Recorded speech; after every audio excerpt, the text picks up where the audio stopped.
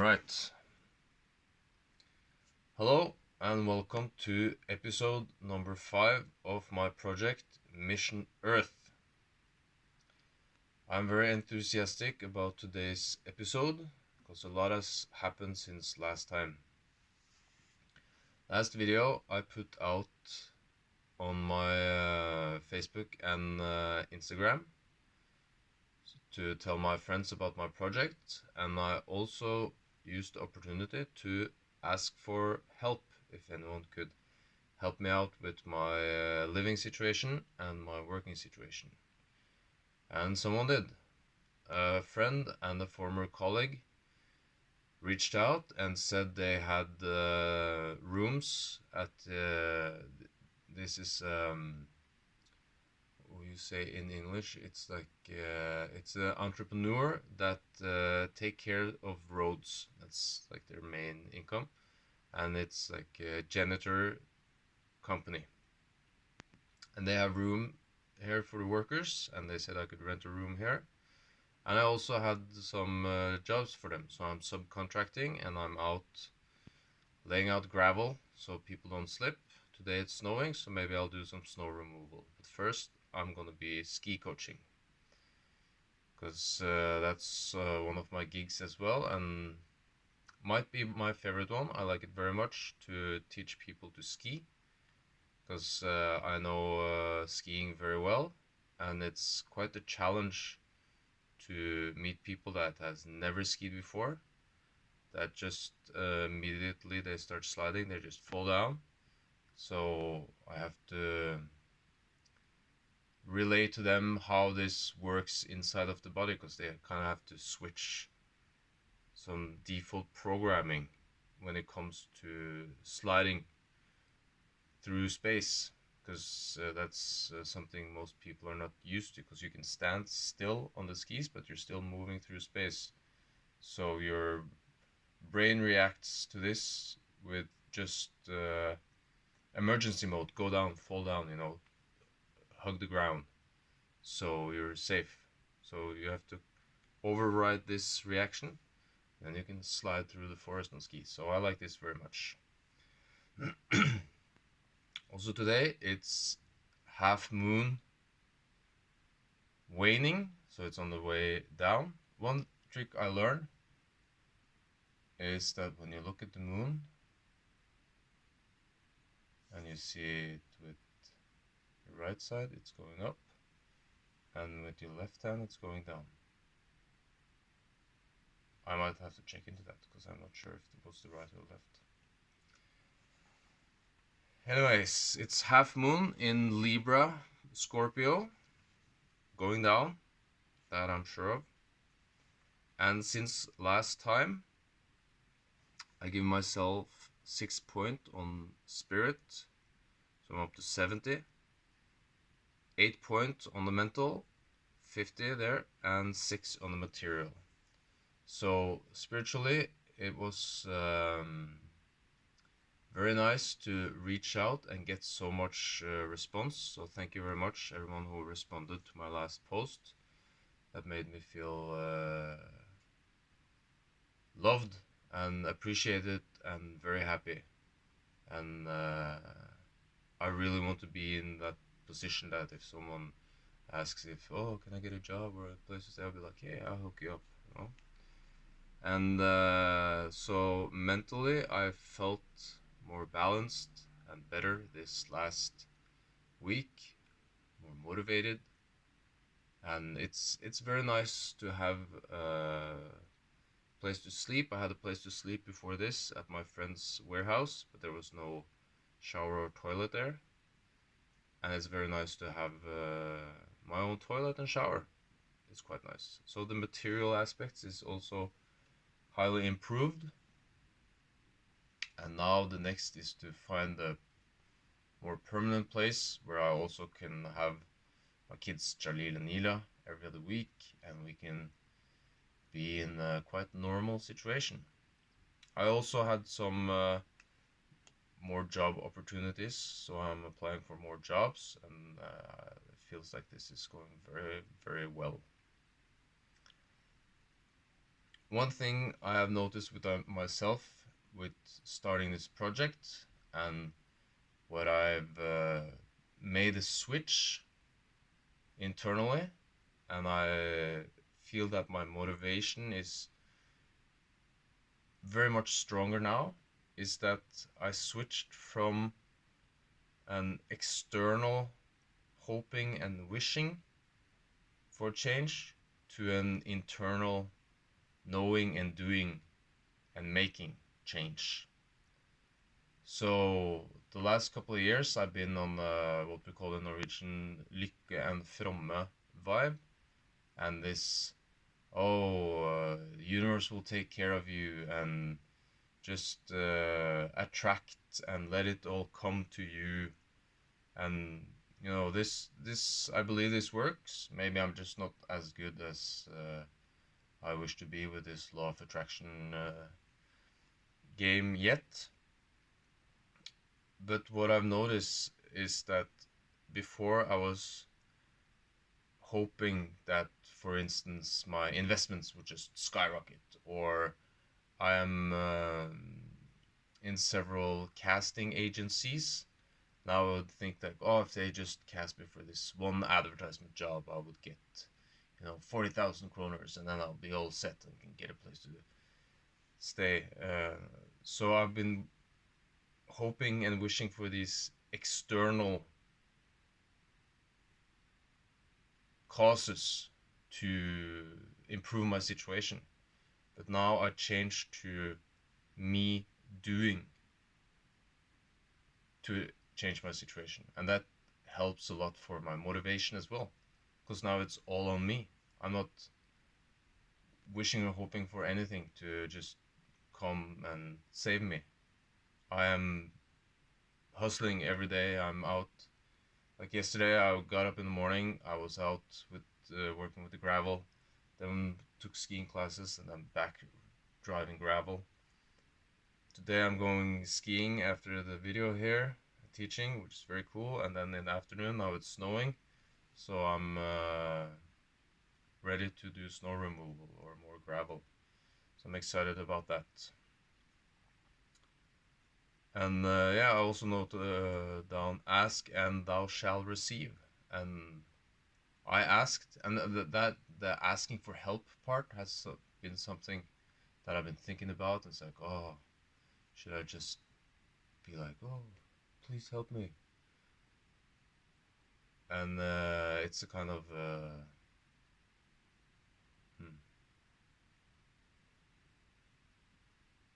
humbling situation, but it helps very much.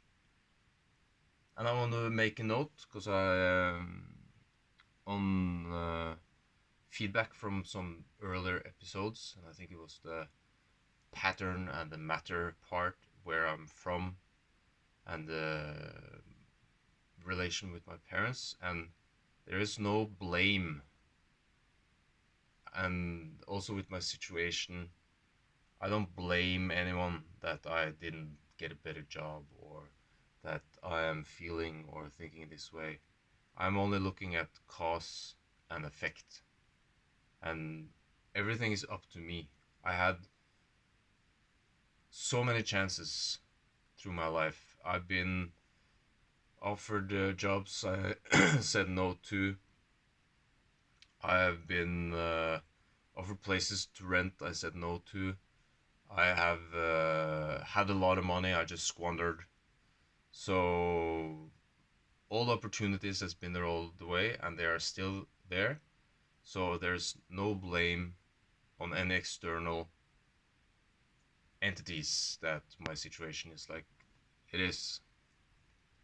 And when it comes to generations, I look at that as I am on the top of a pyramid, and I'm standing on the shoulders of my mother and father, and they again are standing on the shoulders of their mother and father. So that's 4, and one generation more, that's 8, and the next generation, that's 16. So 3 generations, that's 32 people in my pyramid, and another generation, that's 64. So that's just in the past 120 years, it's 64 people that has made me and that I am standing on the shoulders of. And of course, if like somewhere down in this pyramid, one is still standing on his knees, I can reach down in this pyramid of my genealogy and lift up my ancestors and thank them for where I am today, because they have given me so much. Like this body is on the top of this genetic pyramid. Okay, so this sums up my notes and my progress this last week since last episode, which has been awesome, and I'm very happy and thankful for the help I've gotten and the situation I'm in now that is constantly improving, and I'm tracking this improvement, and it's very fun to see. Also, quiver, coins, and keys.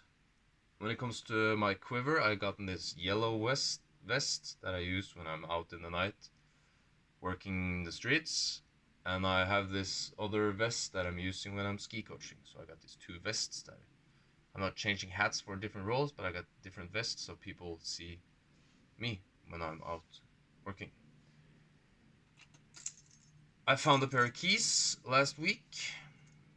It's a blue key with looks like a quite young and cute polar bear on it, and a yellow hard hat that says Waitong, Itong, Itong. I haven't read that before now, so I don't know what this unlocks. It's one of them generic keys that you can have made and copied, so it's not like a numbered key. Like this one is a numbered key. This is for where I live, so I can scan the door and get into this. Well, it's kind of like a hotel-ish situation, and get in here. Also, I found 2 coins, 2 kroners, and I even found a 50 note. So there's been some good findings the last week, which is cool. I write that down there as well.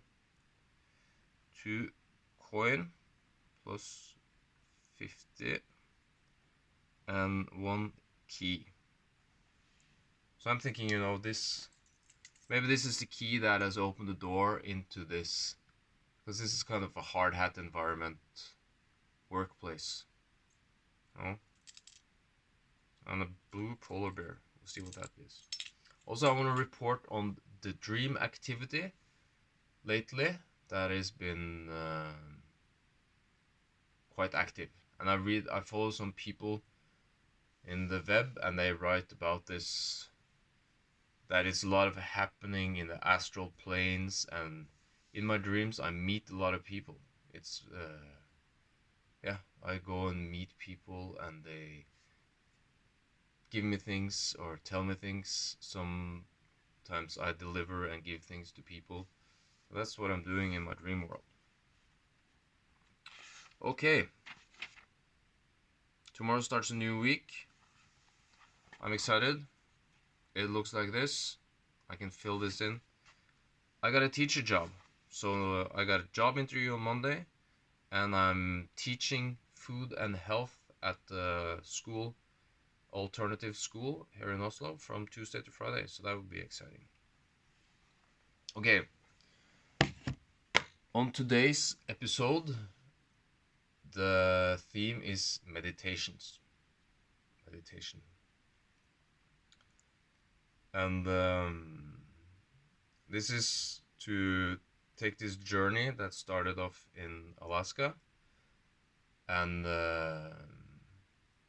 there was a book there called Meditations. First, just backtrack to when I was a kid, how meditation came into my life. I'm not sure, but I believe it was Splinter in the Teenage Mutant Ninja Turtles that sowed the first seed of meditation, so I knew about it when I was a kid.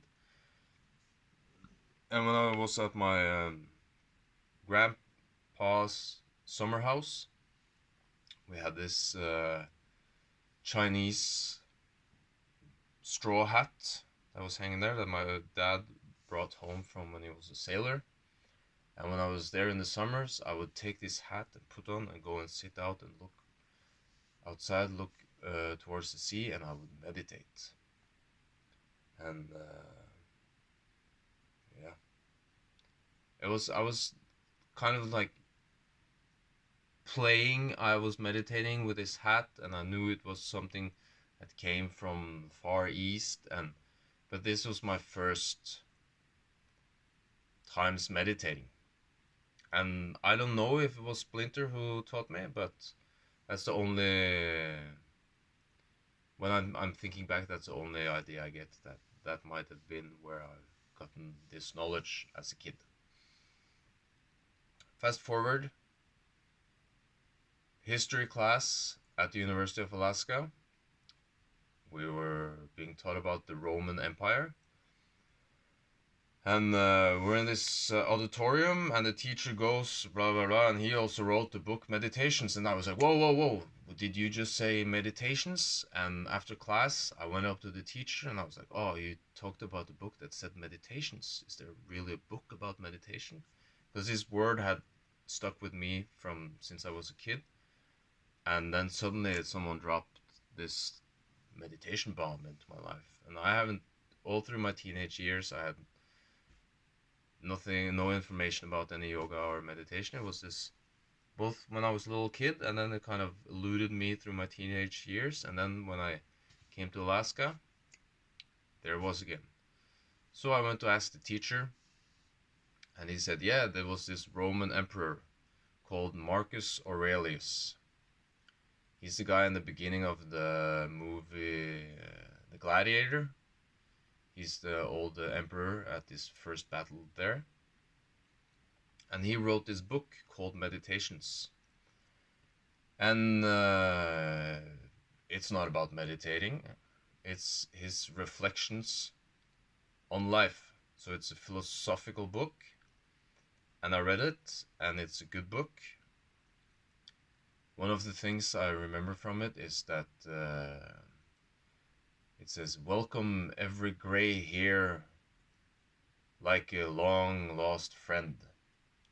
So it had this view about aging, that it's something beautiful and good to grow old. And I think that's very nice, and I liked that quote, and it's pretty much the only one I remember now. But it's a very good book, and I found it at Barnes and Nobles, and the shelf it was in had the Dhammapada, the Tao Te Ching, the I Ching, and other books on philosophy, and I just started buying books from this shelf and expanding my knowledge and my mind. So this book, Meditations, was kind of like a key, or a level up for me. And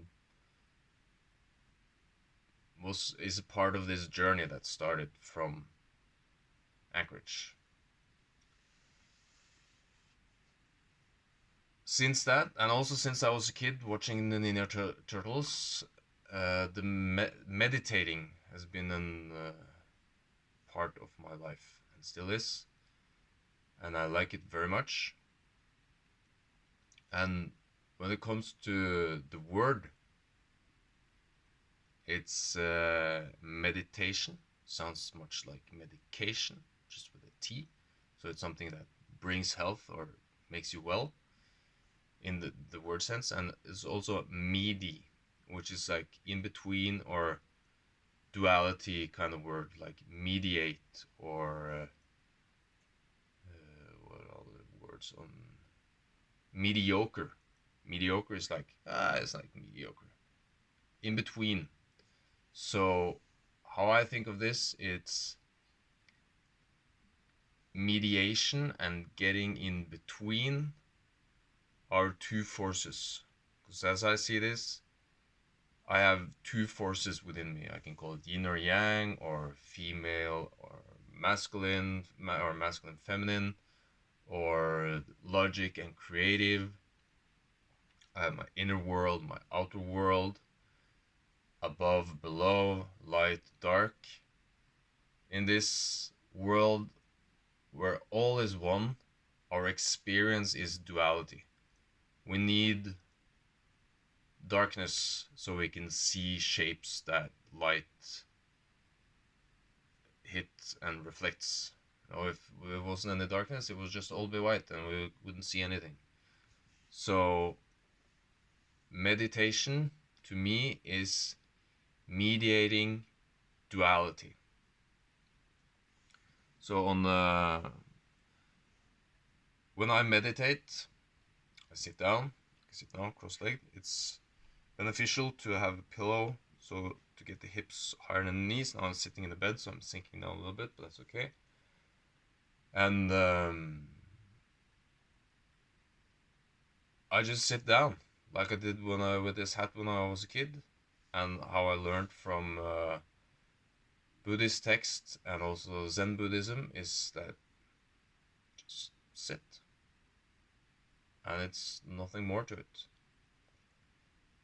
And the Buddha has a tip to focus attention on the breath.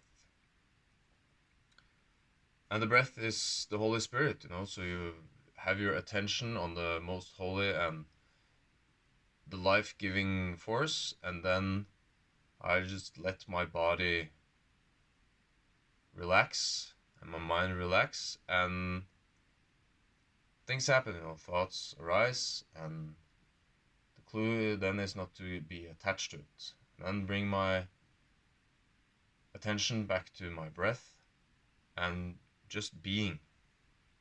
And I noticed with myself when I meditate, my energy, my point of gravity, my weight goes down. I balance out, like my right shoulder tends to be a little bit high, and then it's like, oh, this relax. Then my face relax, and then I can feel inside of my brain that it's balancing out, and attention goes a little bit further back in the brain, and my breathing goes lower. Sometimes initially I use my breath to fill up and expand myself, like I can use the breath and the air to, you know, fill up my stomach, fill up my chest, so I'm expanded, and then I relax into this expandedness. I also think that's why the Buddha is pictured with his belly, big belly, because he's relaxing the belly, and then it naturally balloons out because it fills up with air. And then breathing is done by itself, and I sit and I just observe this breathing and letting my body and my mind just be, not engaging in mental or physical activity. And then the body and the mind balances itself. It releases tension and heals. So healing is, you know, making whole. Mediating is communicating with two parts, balancing. And this is what happens in me when I just sit down, calm down, and being still. So often the first thing that happens is that like I'll burp or fart, like air that is trapped in my digestive system will start to move around, or blockages will open up, like I can get pops in my chest,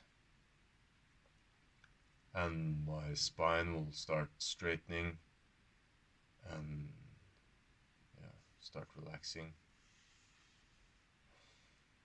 And then what also often can happen is that when I relax the mind, then things I am supposed to do or I like decided to do, they will pop up. So sometimes I can sit down and meditate, and I say, "Oh, relax." It's, oh, it's very nice. Oh, the dishes. I have to empty the dishwasher. So then I get back up and I empty the dishwasher, and then I sit back down.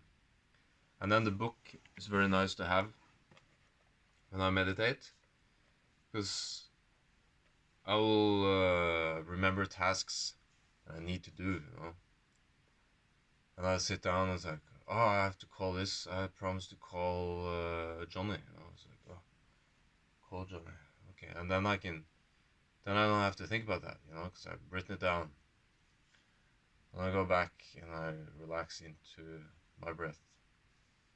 Just sit and observe it.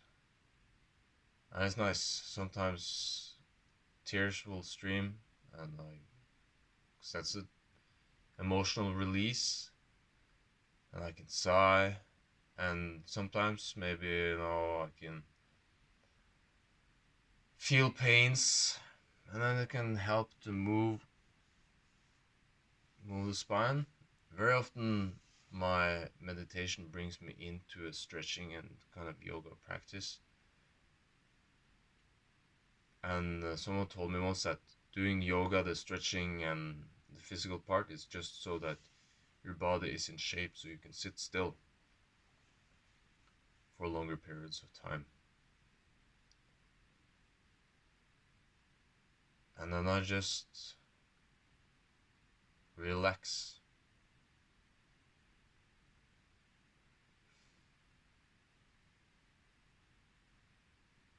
And the breathing will naturally go to a state where it fills up and releases.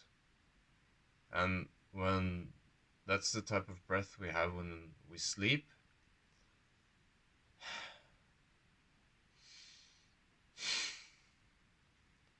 And when our out breath is a little bit longer than our inhale, this puts our body in the relaxing mode. So then it naturally goes deeper down. Then maybe I unbutton my pants and my belly opens up. And breathing is natural. So this is what meditation is for me. And it's very nice. I like it very much. And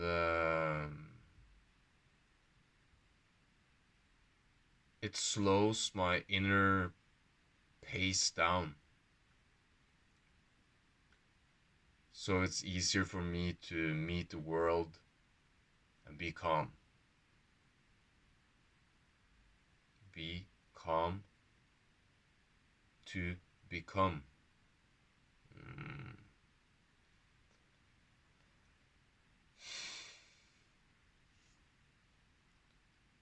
Thank you very much. This wraps up today's episode. Now I'm gonna meet my class up at Frognerseteren soon and go skiing, be out in nature. I'm excited about that. Wish you all a happy, loving, and fulfilling, beautiful Sunday, and a good work week when that comes.